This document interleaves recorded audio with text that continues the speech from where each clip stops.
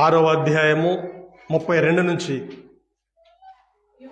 ఇవన్నీ మీకు కావాలని మీ పరలోకపు తండ్రి తెలియను, కాబట్టి మీరు ఆయన రాజ్యమును నీతిని మొదట వెతుకుడి, అప్పుడు అవన్నీ మీకు అనుగ్రహించబడును.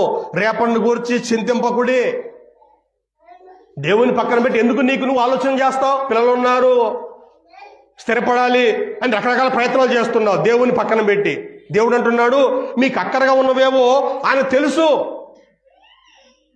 నీకేది అవసరమో అని తెలుసు. పిల్లలకు పెళ్లి కాలేదు, ఉద్యోగాలు రాలేదు, కనీసం ఇల్లు కూడా లేదు ఉండటానికి, అద్దెంట్లో ఉంటున్నావు, అప్పులు చాలా ఉన్నాయి, ఇవన్నీ దేవుని తెలుసు. కాబట్టి మీరు మొదట ఆయన రాజ్యాన్ని నీతిని వెదకండి. అదే మాట పౌలు కూడా చెప్తున్నాడు ఫిలిప్పీ పత్రిక 4వ అధ్యాయము 6వ వచనంలో, దేనిని గూర్చి చింతింపకుడి. చూడండి, దేని గురించి మీరు ఆలోచన చేయొద్దు, దేవునికి ప్రార్థన చేయండి, అప్పుడు దేవుని సమాధానము మీకు తోడవుతుంది. ఇదే మాట పేతురు కూడా చెప్తా ఉన్నాడు.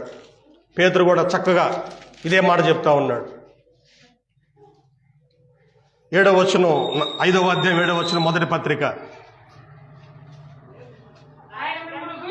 ఆయన మిమ్మును గూర్చి చింతించున్నాడు గనక మీ చింత యావత్తు ఆయన మీద వేయండి.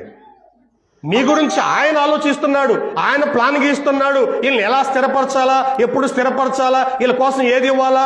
దేవుడు నీ గురించి ఆలోచిస్తుంటే నువ్వేం చేస్తున్నావంటే ఆయన పక్కన పడేస్తున్నావు. ఆయనకి మన చింత యావత్తు ఆయన మీద వేయాలి, మన ఆలోచనలన్నీ కూడా ఆయన మీద వేస్తే ఆయన చూసుకుంటాడు. ముందు మనం చేయాల్సిన పని ఏంటంటే ఆయన రాజ్యాన్ని నీతిని మనము మొదట వెతికితే దేవుడు మనకి అన్ని విషయాల్లో ఆయనే మార్గాన్ని సరళం చేస్తాడు.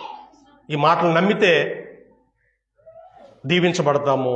లేదులేండి మాది మేము చూసుకుంటాం అని అనుకుంటే చివరికి ఒకే ఒక మాట, దేవుని పక్కన పెడితే నువ్వు అనుకున్నది ఏది జరగదు, నువ్వేం చేయలేవు. నీ ప్లాన్లు, నీ లక్ష్యాలు, నీ గమ్యాలు ఏవి కూడా పనిచేయవు. చాలామంది చరిత్రలో చాలామంది దేవుని పక్కన పెట్టి ఏదేదో చేయాలని చూశారు, ఉన్నది పోగొట్టుకున్నారు. మనం అలా కాకుండా దేవునిపై మన భారం వేద్దాం. మన గురించి ఆలోచించేవాడు ఆయన ఉండగా మనకెందుకు ఈ బాధ? దేవుని మీద భారం వేద్దాం, ప్రశాంతంగా మన జీవితాన్ని కొనసాగిద్దాం. మీ అందరికీ వందనాలు తెలియజేస్తూ ఈ మాటలు ముగిస్తా ఉన్నాను.